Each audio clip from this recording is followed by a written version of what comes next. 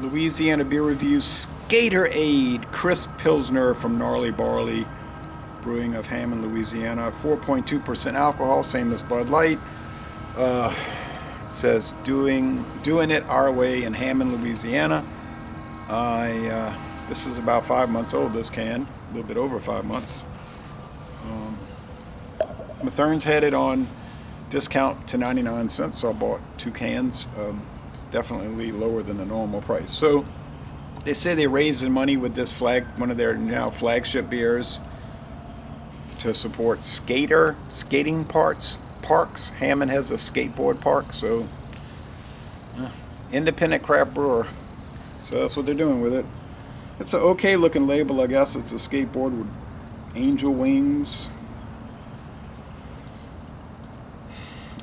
A lot of craft beer cans from the last 5 to 10 years don't look too great, but a percentage of sales from this brew supports local skateboarding initiatives. But anyway, does it taste good? That's the main thing, and I don't know. My friend David said he tried it. He wasn't too impressed. So, well, I'm gonna give it a shake.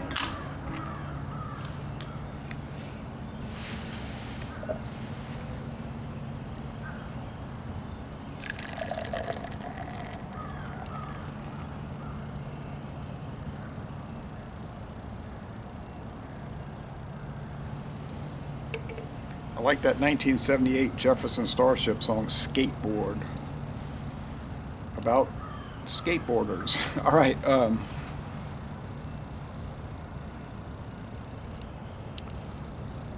That's around the time when it was getting really big, you know, and everybody was talking about skateboarding.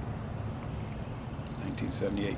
Very stark white headed, like just a bright white, like chalk white. It's a cloudy day, it's a little chilly, and it's very humid out here. Not exactly pleasant. It's a very pale beer. This has to be the palest beer I've seen since Bud Select 55. It's just straw, and there is sediment. Now, if I had direct sunlight, it'd really show up, but there's a lot of sediment. It's not as clear as you may at first believed. Powdery sediment throughout, which honestly you will pick up in a lot of American macro beers if you get them under good light, but not to this extent. This is just suspended powdery sediment of not so small size in some cases. All right, so I have never been to this brewery. I have passed in front of it many times, and I just never got around to visiting it. It's very small. It is definitely a micro brewery, although their distribution is pretty strong around southeastern Louisiana. I don't know about your area. It's a little crackle. It's a spongy head. It's almost like meringue, a meringue head. Let's go with the taste. The aroma. Cheers. Oh, they use Carapils and Pilsner malt and Hallertau Blanc, I think, is the hops. And they say it's an Italian-style Pilsner, which I know virtually nothing about, although that's some kind of style not really developed in Italy. Smells great. It looks interesting. You know, it doesn't look bad.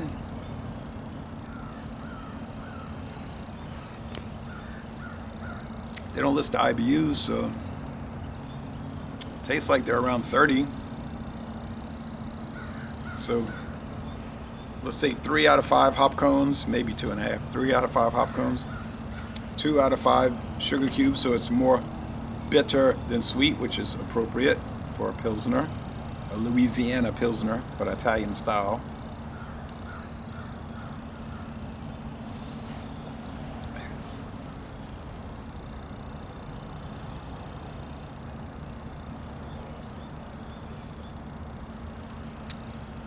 It's very light bodied. It is a light beer, really. It has a crisp finish. Has a lot more character than Bud Light, which I don't dislike Bud Light, but Bud Light's got the rice adjunct, kind of softens it or dulls it out. Miller Lite has the corn syrup, the brewer syrup adjunct, which really flattens it out. And it doesn't have appropriate bitterness to be a Pilsner. They say it's a fine Pilsner beer. They should put on the label It's definitely not a Pilsner beer.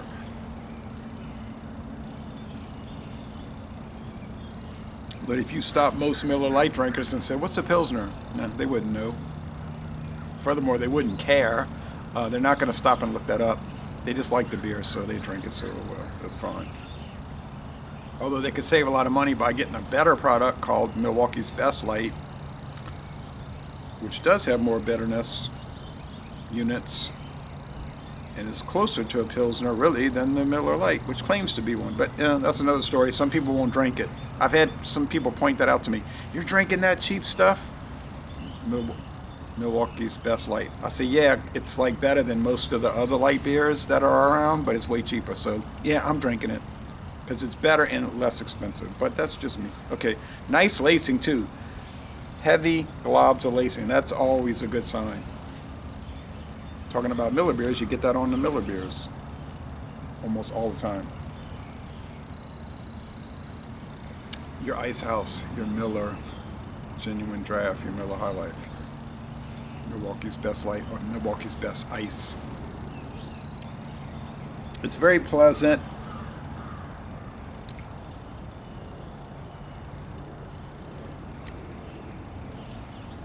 It's no Pilsner Urquell, but then what is, right? It's a more authentic Pilsner than a Bohemia Classica, because Bohemia uses corn adjunct. Corn starch, Mexican corn starch. It's still an adjunct. You know, it's not a Reinheitsgebot beer. I like the Bohemia Pilsner. If I find it fresh, which I can't find it at all, really. But this is a Reinheitsgebot beer. It's light, it's crisp, it's easygoing. It would go well with Italian food, like ravioli or spaghetti, pasta and meatballs. There was an Italian restaurant in Baton Rouge I used to love, right there on Louisiana, well, it used to be Louisiana Highway 42. They rerouted that route, but Highland Road. That was a really good Italian restaurant, but they got shut down. They got raided by the state police for running a prostitution ring. It's a true story. But the food was good. Quiet, good food. Everybody mind their business. Kind of like Louis in the Bronx. But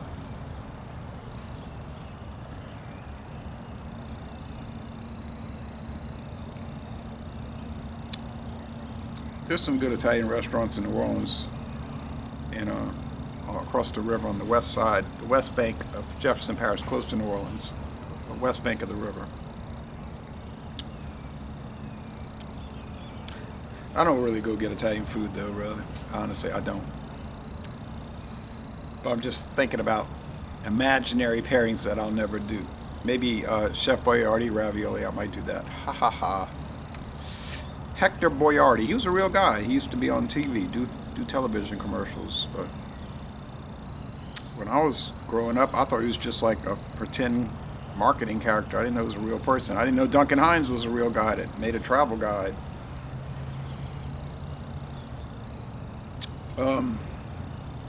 And used to come on TV a lot. Anyway,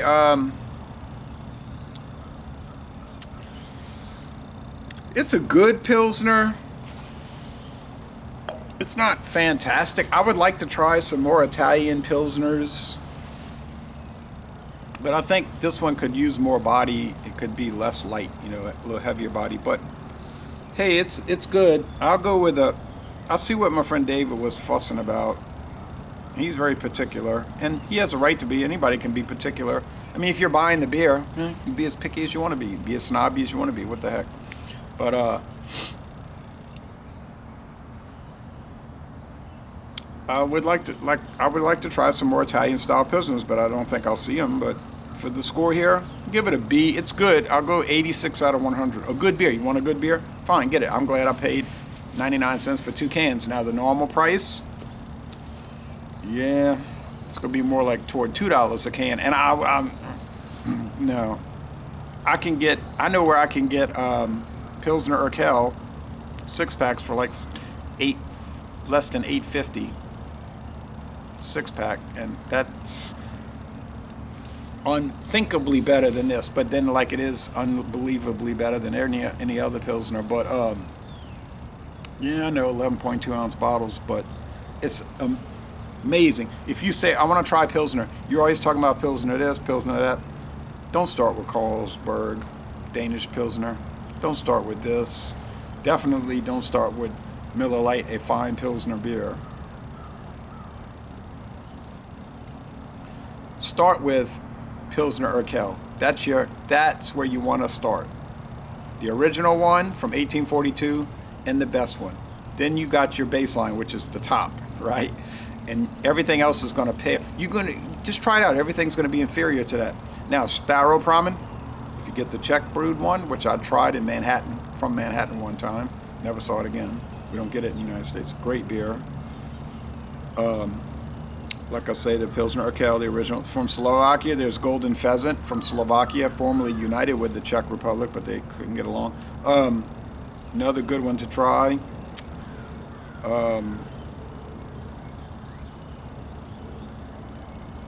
Flensburger Pilsner from Northwest Germany, great one.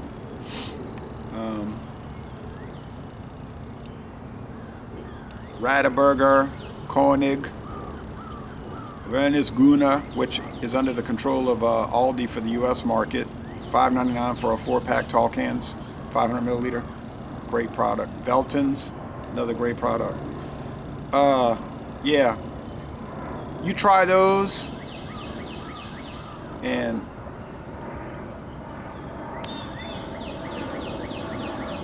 yeah, these other ones would just be a joke.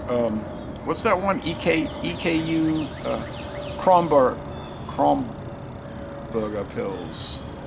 Yeah, it's a great one. Warsteiner. I don't know what that is, because it used to be Premium Verum. Now it's yeah, never mind that one. Although their Dunkel is really nice. Yeah, all of those and many more. Polish ones. Now you see, you got to watch, because when you get outside of Germany, Denmark, Carlsberg is, yes, it is a Reinheitsgebot, German purity law. From Holland, the Grolsch Pilsner, fantastic product, also following the German purity law. Was part of the First Reich, Holland, but that was up until the early Renaissance days, really. They start breaking away in the 1500s. But